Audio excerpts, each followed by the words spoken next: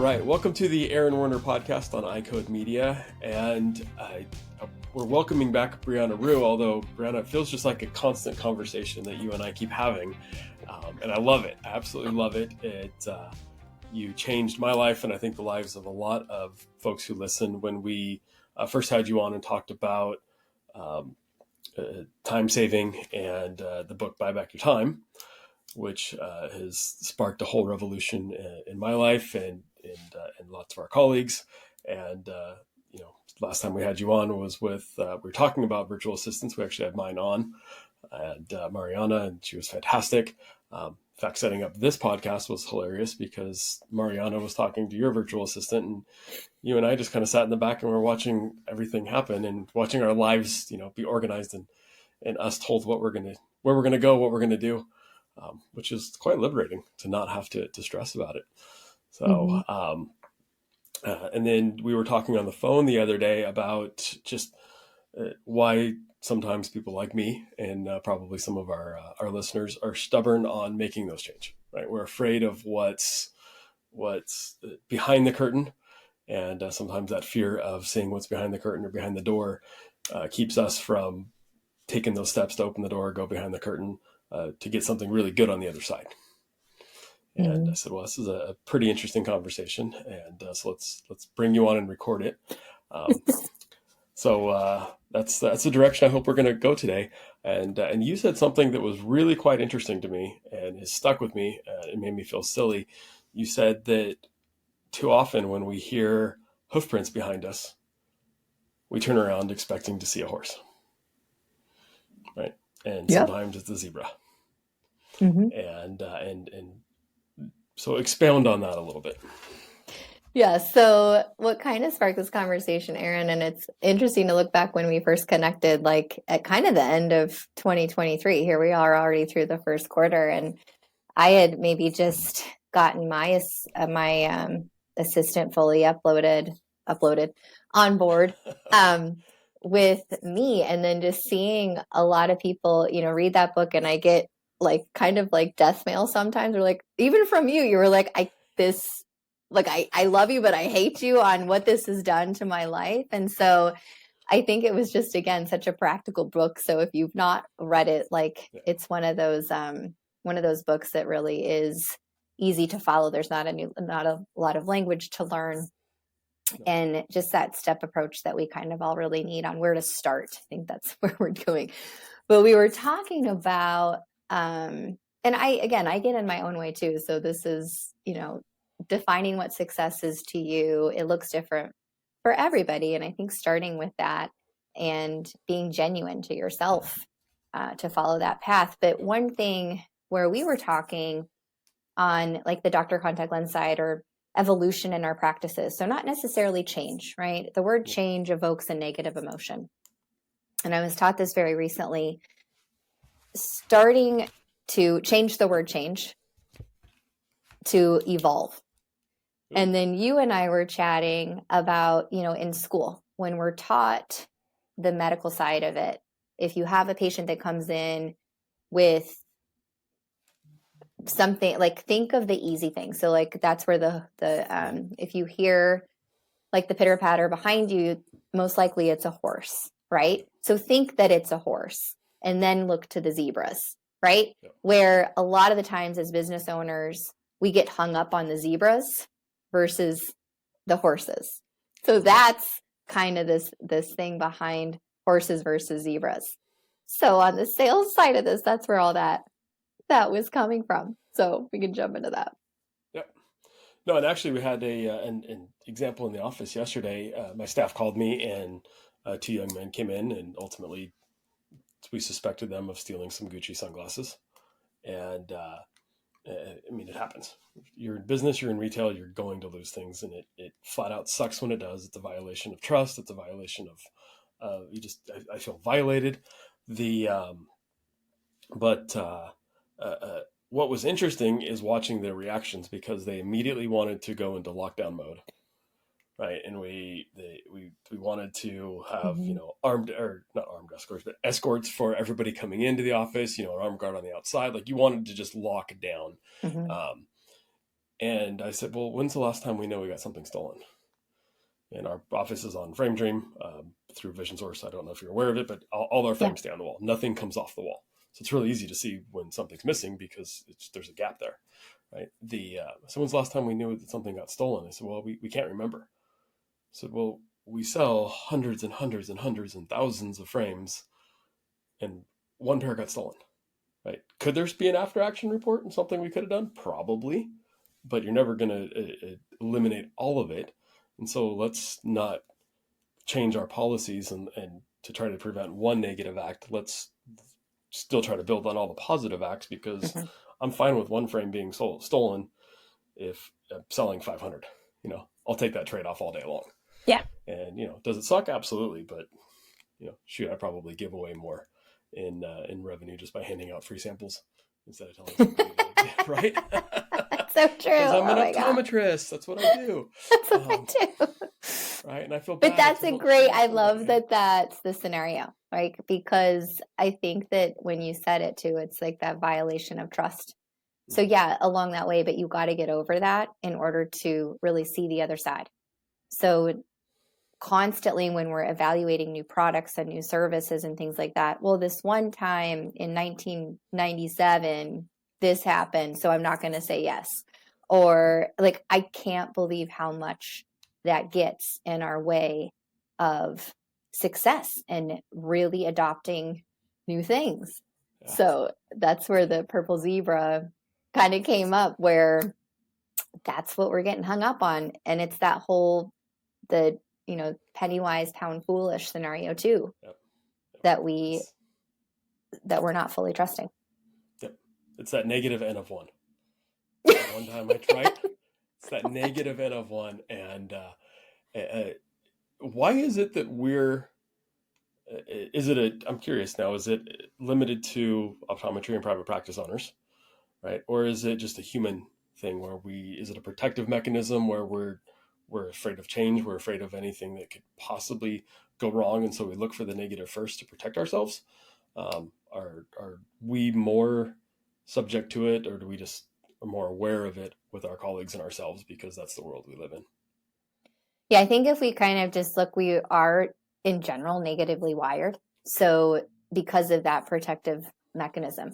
But now we can let that go, right? We know that we're safe. We know we have food. We know we have water. We have the basic necessities. Back then, you didn't even have that, right? So what, 300,000 years ago, we've been in this human form. So I think getting rid of that primal sense, you do have to overcome it. It's really hard to stay on the positive path. And you're not always going to live on the positive path, right? The negative, you need the negative, but you can't live in that. No, so can't live in that mindset. If you also reflect on what upsets you, we talk about reviews a lot, right? One like little hack that you can do is negative reviews, right? You'll fester on that negative review, but you won't look at the 45 other positive reviews. So I think celebrating those little wins along the way are really important for yourself and for your team. So one thing was taught to me a while ago was pull up the negative reviews for the competition around you and read those as the negative reviews. So you know what to overcome, where it's not so personal. So I think if you can take the personal thing out of it, because at the end of the day, we're emotional beings. That's what makes us different. But you can't fester there. No. So how can you turn it around where ooh, that sucks, but fortunately it wasn't us, so let's not make that same mistake. Yep. I like that. I haven't heard that, to read the reviews of others. And and we are emotionally connected. I mean, it's our baby. This office that we built, this family we built is our baby. I'm glad you brought up the reviews. One of the exercises that I've found disheartening but interesting that I've done with a couple of colleagues is a hypothetical scenario where on Wednesday you see a child, you diagnose a potential brain tumor, send them off to neurology, and long story short, they do surgery. You save the child's life. On Thursday, there's a negative interaction in the optical. Patient's upset about something with their glasses. On Friday, you wake up and you see a 1-star Yelp review. Friday night, you're having a cocktail. Are you having a cocktail to celebrate saving the child's life, or are you having a cocktail because you're miserable over that 1-star Yelp review? We don't have to answer it. I think we know. Unfortunately, we're too many of us side on, but trying to shift our mentality to focus on the positive and Yeah. realize that the negative is happens everywhere. I've even clicked on our negative reviews and clicked on that person that wrote the review and seen that almost all of the reviews are negative. Just the person's a miserable person. Right? Yeah, exactly. I feel bad that they have to live life like that. Mm-hmm. And it still doesn't make it any easier, but I think putting it into perspective. Yeah. Definitely And I think helps. what this has allowed me to do too, because I look outside of our industry for inspiration a lot of the time. So like being part of BNI for a long time. So Business Networking International, I spent 8 years, every Wednesday waking up at 7 a.m. and giving like a little, minute blurb on my practice. But what that allowed me to do is just expand and see that really we're all doing the same thing. It's 3% of our business that's actually different. Yeah. So finding the people that you connect with, like the Aaron Werners of the world, where you can, call them at the drop of the hat, and just really kind of shoot the shit with each other on, what's going good, what's going bad, what's keeping you up at night, Yep. is really powerful. And I don't think we do that enough on showcasing with the everything is wonderful online of us, in getting back to the real questions. Yeah. No, great. Great example. And those groups are important. I haven't done one formally, but I've got, one of my good friends is a contractor. Another one is actually I have 2 good contractor friends. One guy owns a sign company and they built software to help other sign companies. So he's running 2 different businesses, incredibly successful. But at the end of the day, all of our problems are the exact same, right? Really are. They are the exact same problems, and it doesn't matter how much. I mean, some of these businesses are doing, multi-millions, and some of them are just kind of small 1 or 2 people operations, but it's all the same problems. And it's amazing how, I don't know what this says about my friends and I, but it's amazing how much better we feel just when you can vent to somebody else, right? Get it off and they go, yep, I'm having the same issue too. I think misery loves company, and I feel better knowing that I'm not the only one facing this nonsense or this craziness, whatever the case may be. Yeah, for sure. And I think realizing too in optometric practices, so I was at a Weave event last week and we were just talking, they brought together, there were like in the same room, it was really cool. They brought together dentists, veterinarians, med spa people. There were a couple of optometrists there, some MDs even. So, and then I was fortunate enough to be invited to the talk just on like a blanket kind of practice management thing.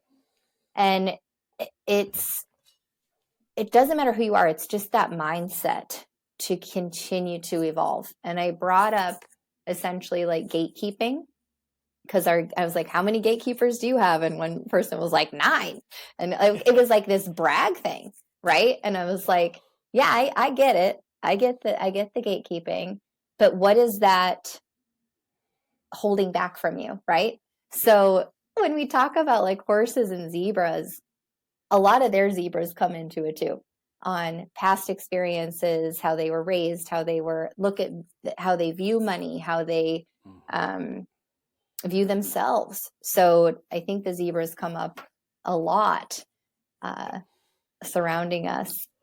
How do you address the zebras in your practice? So you're going to bring in a new equipment, you're going to implement a new system, whatever it is, right? And usually, if yours is anything like mine, I think they fake excitement a little bit to humor me, right? But there's that, oh, here he goes with something new again, right? Mm-hmm. And they're quick to point out how it's either going to negatively affect the workflow, slow things down, how it might not work, right? How do you address all those zebras when you try to bring something new to your team? So I think understanding the process of evolution. So even if you Google it right now, it's like process of change. So again, I'm changing the word change to evolve, because we're not even the same that we were even 20 minutes ago. there's a cliff, right? So there's this, you get jumped in. So they say that we're going to do something new. So like look back to when you got your iPhone. You had to learn something new, you were scared. So then you go into this rut, and it's either you can climb back out this way, or you can go down and you can come back up the other side. If you can get them, the faster you get from turning backwards and looking backwards to looking forward, that's where the evolution happens, and happens faster. So I think really doing more research as scientists, right, on what that evolution looks like, what words you're using, how you're talking about it. I was on a call with a practice the other day, and they were really good at rounding up their zebras in their meetings. So it's not allowing those negative thoughts to come in, acknowledge it really quickly, and then move on. So that, I think, is a gift that you have to curate with your team. Because mine too, like that's just part of our credo with West Broward Eye Care and at Dr. Contact Lens. We have to keep evolving. And if you're not, you are going backwards, and that's the wrong way to go. So I love like animal scenarios, like a kangaroo, right? Happens to be in my name, Rue. They can't go backwards. So maybe that's my gift. They cannot go backwards. I didn't know that. Yeah.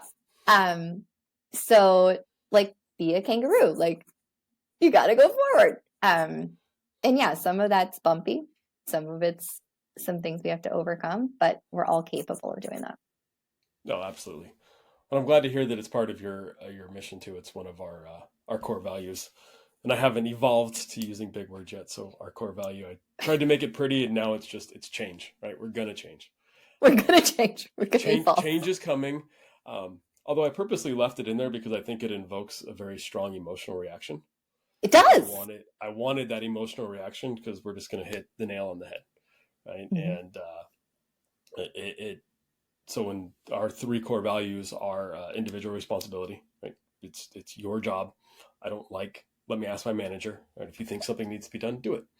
I don't have a dollar amount for them to fix a problem with. They just fix the problem. Mm-hmm. They're not going to bankrupt me. And quite frankly, they solve the problem and make us more money than I would have if I solved it the way I, as a doctor or optometrist rather. So individual responsibility, quality care, which usually means saying no more than you say yes. Right? If you don't want to have, dilation, or optos in the office, we won't see you. I can't do my job without looking under the hood, and you're welcome to go somewhere else. I'm not going to argue and debate that. So it's saying no more than you say yes. And then the last one's change. If we're not constantly looking to progress or evolve, but that means change, then we're going to die. And it's been interesting how many times bringing that up in interviews, I've had people say, no, I don't like change. I can't handle not just it being the same every time I show up to work. So I don't want to work here. Yeah. But yeah, I don't know. Maybe I'll try the process of evolution. That might sound a little bit nicer. I think my team will like that more. Yeah, for sure. When you made an interesting comment when you said, looking forward gets you where you need to go quicker. We can't prevent from looking back, but how do you manage their looking back and then give them time enough to look back and then quickly redirect their attention forward? Yeah, I think it's just constantly celebrating the successes along the ways. So yeah, and we're all going to have those mistakes. That's what makes us also human. Mistakes are allowed to happen. That's honestly where true growth takes place. So, but just not festering on it. And it was a funny thing in our practice when I bought into the practice. One of the doctors brought in a piece of equipment that will remain unnamed, but it became a big paperweight. And for me buying into the practice, I said, I'm not purchasing your paperweight. Like we actually took it off of the deal.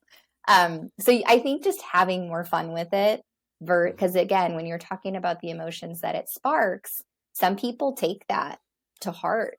And you can see it on their faces, and some people can, rinse and repeat. So just using it as little stepping stones to continue to get better, and poking some fun at it. You gotta laugh, or you might cry. Like that one was an expensive mistake, and I've had my fair share of them too. So just knowing you're gonna have them, apologize for it later and move on. Yep. Yep. I like that. So I like giving them time to tell me everything that's going to go wrong. Right. So it's all right. Here's what we're going to try. Tell me everything that's not going to work. Let's get it on the table. You want to tell me anyway, right? And there might be something valuable in there that I didn't think about. Mm-hmm. And so I want to hear the negative, and then we're going to go into well, what happens if it works right? Oh, I like that. It works out, and so it gives them a chance to speak first, I think, and it gives me a chance to then highlight the potential opportunities, and it feels a little bit more natural than just having a very formal SWOT session where I'm going to draw something on the board and we're going to fill in cubes. Right? Let's just have an open dialogue that doesn't feel corporate and businessy, and just feels real. Yeah, and they appreciate that, right? Oh yeah. So then they, everybody at the end of the day wants to feel heard. Yep. And if whatever they said ends up turning out right, I make sure I give them the opportunity to have a "I told you so" session. Right? My optician, if there's like a redo, he sings a song, Another One Bites the Dust. And I'm like, it's so funny. But again, it's like having fun with those moments. Yeah. So, and it's like when it reciprocates on him, he gets so mad. It's so funny. And I'm like, again, if you're going to dish it, you got to be able to, you got to be able to take it. Absolutely. So, and then taking those and building them as part of your culture. It's, I don't know if I've shared this story with you. I don't know if I've shared it on the podcast. Years ago, we were running late, and I hardly ever run late when I'm running in clinic, but we were running late. And so it was a Friday afternoon. And I walked the patient up to my optician and I said, "Hey, I'm going to take care of this."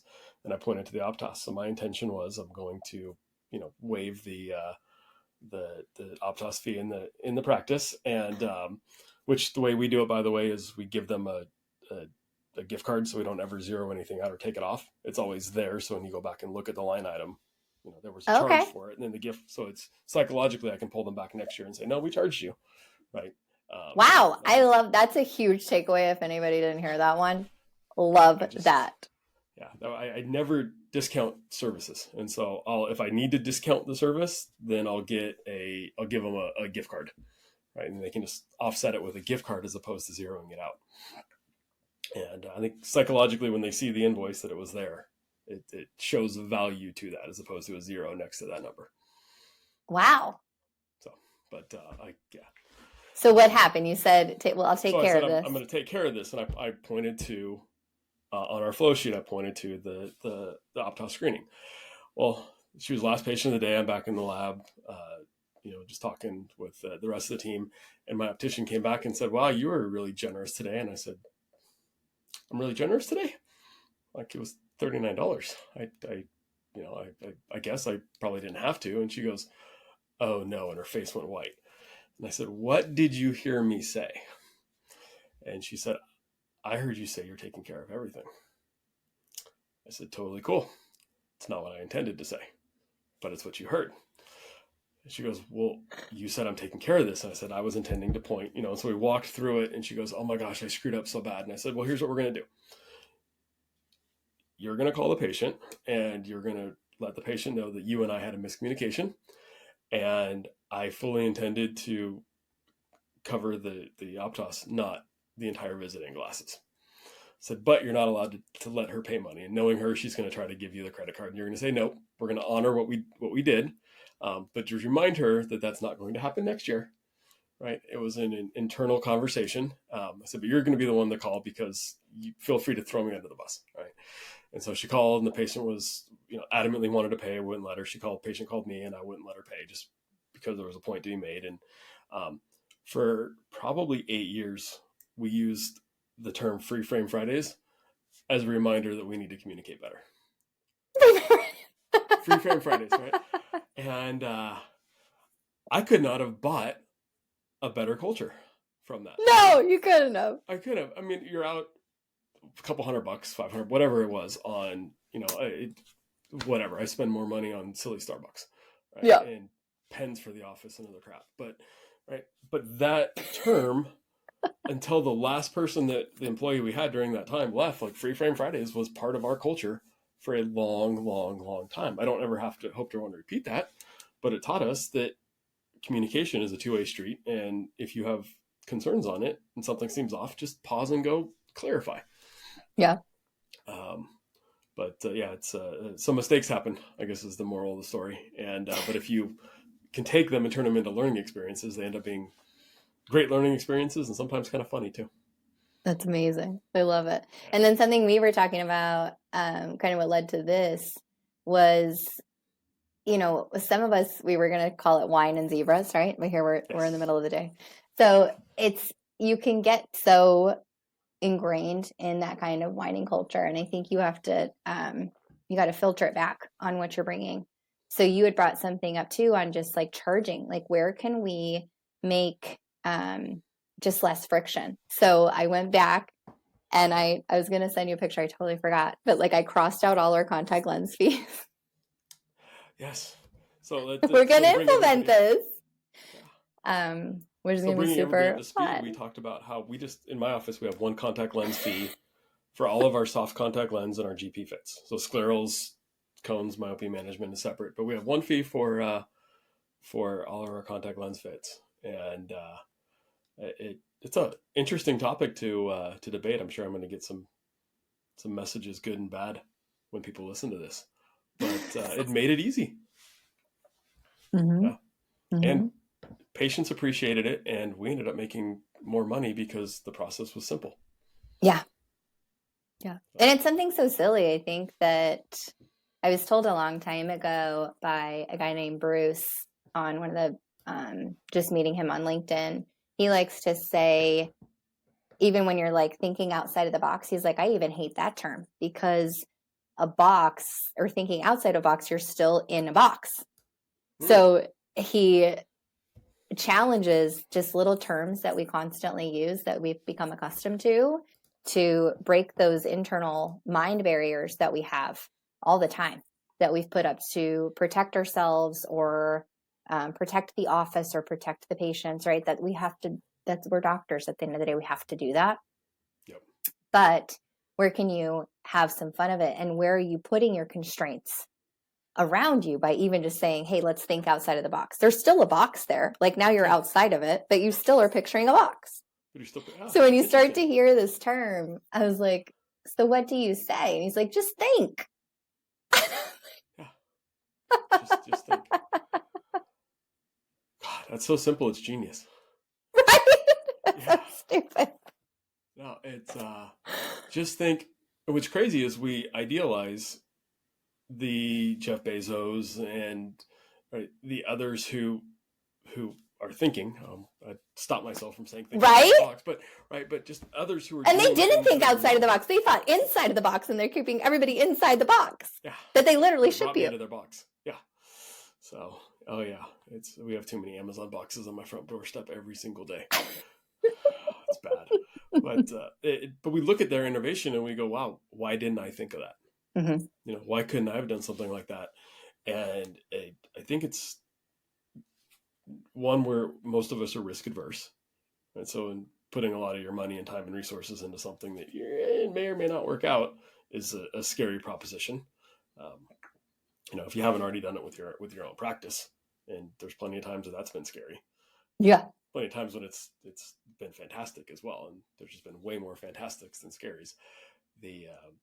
But I think we sometimes are afraid to be successful, if that sounds right. We're afraid of our own success and afraid of our own potential. Mm-hmm. And sometimes it's easier, feels better to be with everybody else. Having conversations like this, having friends that you can call and say, hey, this may end up really cool, or hey, I'm buying this building, or, my goodness, like the world's falling apart on me right now. What do I do? Is important, and those relationships are key. So maybe we actually need more zebras instead of horses. I think we do. So, in certain places, certain places we do, right? And I don't need more zebras in clinic. I like hearing hoof prints Yes. and thinking it's a horse and it turning out to be a horse. Um, but I also think that we do need to when appropriate, not worry so much about perfection. I get a lot of students from fourth year students, and they come through, and I had one that came back and he was a little bit frustrated. I said, "What's wrong?" And he goes, "Well, I could only get him to 20/20 minus on refraction." I said, "Well, is that a problem?" And he's like, "Well, they should be at least 20/20, like if, ideally 20/20 plus." I said, "Well, tell me about the patient." It was a 68-year-old man who hadn't had his cataracts removed yet. And I said, I think you're doing just fine. Right? Was he complaining? No, he's happy. Well, then what are you worried about? Right? You're making a problem where there's not a problem. You're letting perfection get in the way of somebody who's happy. In fact, you may even ruin his experience with us because you left him appreciating that he couldn't see something as opposed to what he could see. Mm-hmm. And I think when we're implementing systems, when we're trying to do things, whether it's me or my team who's wanting everything to be just right, if we're letting perfect get in the way of good and successful, that's a problem. It is. And I think that's playing on our science brain too, right? So we want everything to be studied correctly before we roll it out, right? If we kind of look back to the early days of March, we were all just kind of figuring it out in March 2020 and taking our best shot at it. And science got in the way, right, of that. So there's a science of business that we all need to be students of. We're constantly a student of optometry or dentistry or whatever else is out there, of life in general. So I think you just have to bring that full circle in. There is a science to this. One thing that was a big take home for me that really flipped my brain was I was at the Vision Council meeting, and the guy from stage, he called himself the Future, and he's written a couple books. He called himself the Future? Yeah. So I'll have to find his name. I'll send it to you so we can put it in the notes. But he said, all of you guys here, and there was like 500 industry people. So I was there on the doctor contact lens side of it, but then also still being a practice owner where all these people are trying to disrupt us essentially. And he said, look, all of you guys have to understand that you as optometrists, so look at it, we're optometrists that happen to own a business. He goes, no, right now you got to flip it. You're a business that happens to provide optometry. In my dad's case, he was a furniture builder that sold furniture. No, he had a business that sold furniture. So he said, you need to take that a step further in the digital age in order to be competitive. Is you are a technology company that happens to provide what you provide, right? Oh, that's interesting. So you are a technology company that provides eye care. So that's how fast all of this kind of sped up. And I feel like we made this huge adjustment and then we went backwards where we could keep that momentum going. And it was really good momentum as far as we were doing business, right? Yep. And it got a little scary, right? But we learned and we did it and we adjusted. So sometimes just ripping that Band-Aid off is necessary, but repicture how you look at yourself as a provider. The Myopia Collective. Cooper Vision and the AOA have partnered in a groundbreaking initiative to change the way optometrists in the U.S. treat children with myopia. The purpose of the Myopia Collective is to rally the profession of optometry and its allies to interrupt the status quo and elevate the new standard of care for children with myopia. Every individual is encouraged to become a member of the collective. By joining, you commit to taking action to help slow the progression of myopia in children.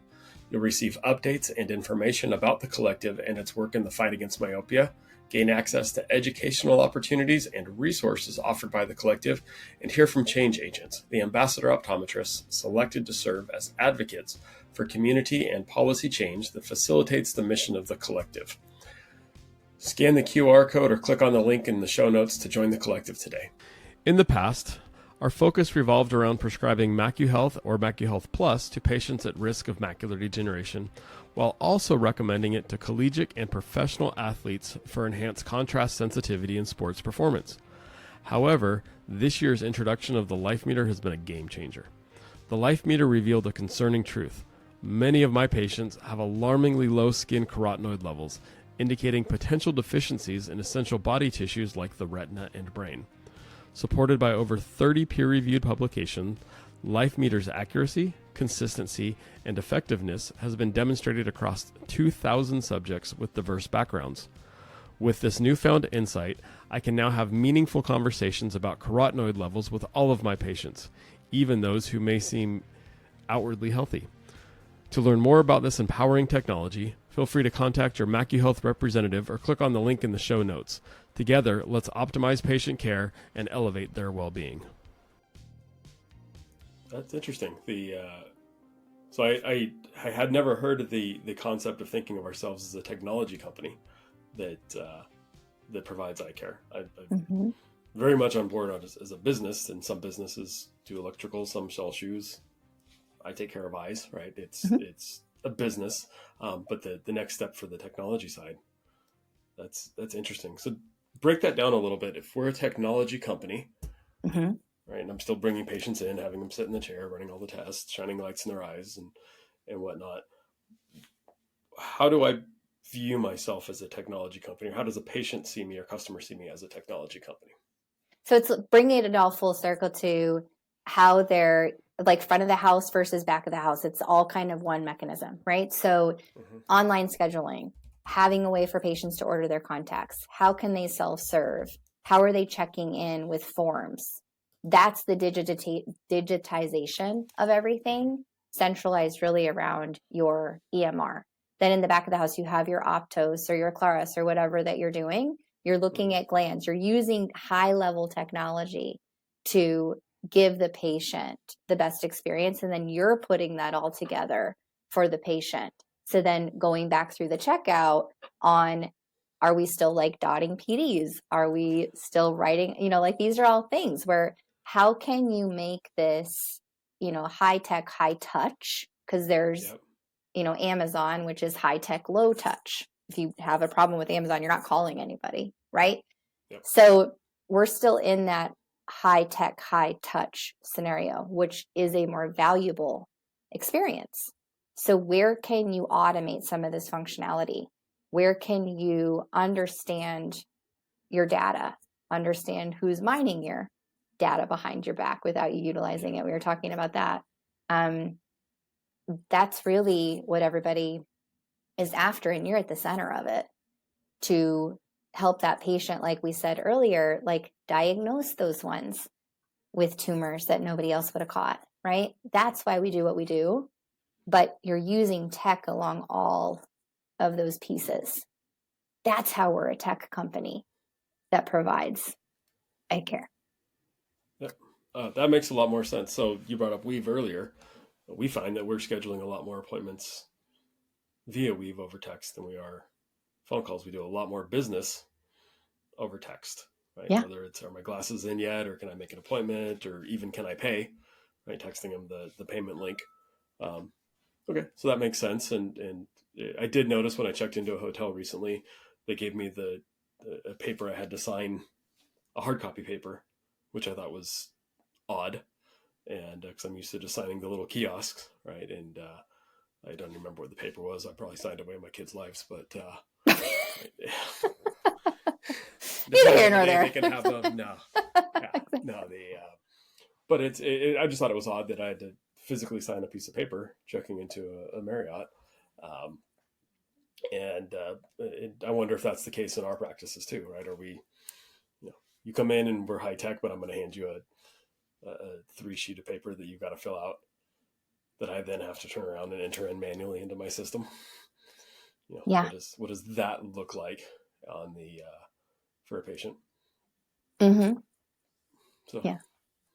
that's kind of, I think, a way that we can continue to, find solutions out there, push our EMR systems to be better, and then just really at the end of the day, ask better questions of these companies is really where this comes down to.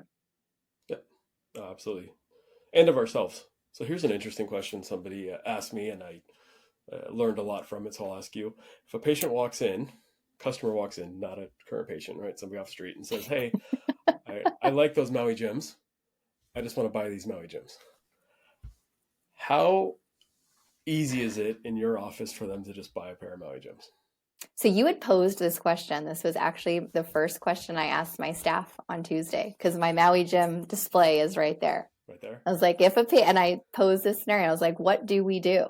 Like, well, we sell it to them.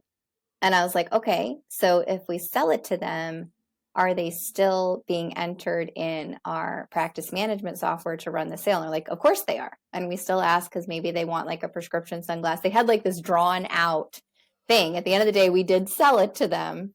And we probably got in our way of like the zebras here where it's a bad zebra, saying, well, if there's a warranty problem, we have to know when we sold it. And I was like, okay, I got you there. But like, let's just make sure that this is efficient and effective if somebody walks off the street. So it was one of those learning moments for my team and for me. Because I think we've squashed some of those sales for sure. Well, we get to your point, we get in our own way. And I think that's when the purple zebra walked in, because that's not the horse we're used to seeing. It was a zebra. Right?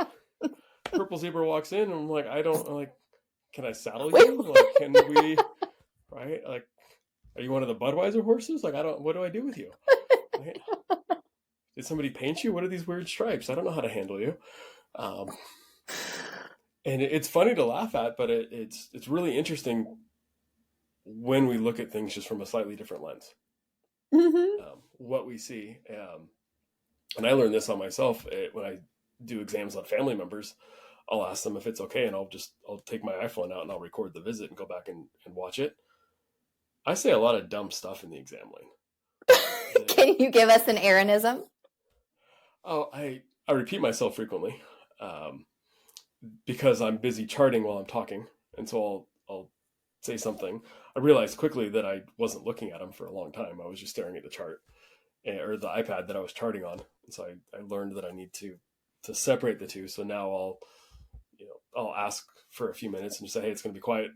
We're going to have an awkward silence for a minute. I'm going to focus on putting notes in, and then I'll answer your questions and come back, which they're totally cool with because they just pull their phone out. But it allows me to focus and not go back and forth. I found that I'd start a thought and wouldn't finish the thought sometimes.